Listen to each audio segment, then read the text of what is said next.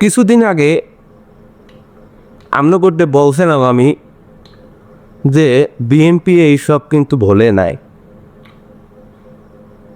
তো তারা প্রমাণ দিয়েছে কিছুদিন যাইতে না যাইতে ঠিক আজগুই তার প্রমাণটা দিলে।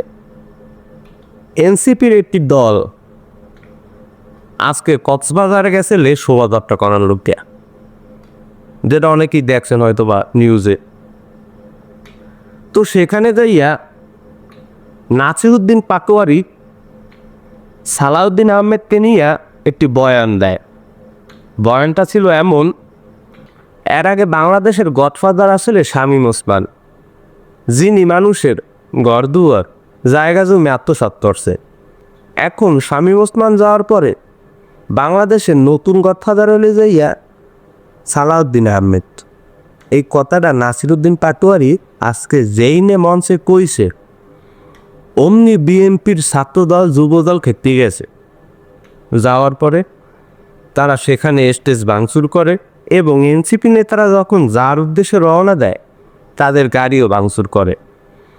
তারপরে সালাউদ্দিন আহমেদের বক্তব্যে বলছে সে যে তাদের সুন্দর করে যাওয়ার দায়িত্ব সে বুঝছে নেছে এবং তাদের কোনো ঝামেলা ছাড়াই সুন্দরভাবে পাঠাই দিয়েছে।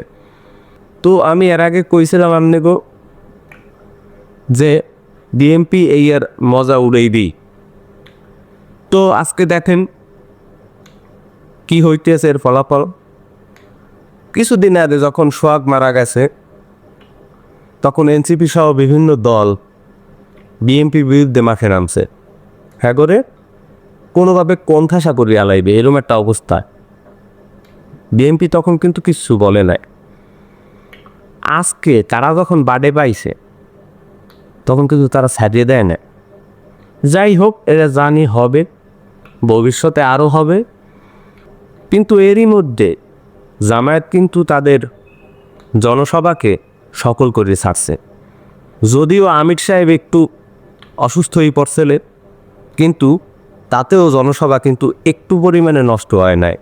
সে কিন্তু তার কার্যক্রম শেষ পর্যন্ত চালাই দিতেছে। তো যাই হোক, আজকে এ পর্যন্তই ছিল। দেখা হবে পরবর্তী ভিডিওতে।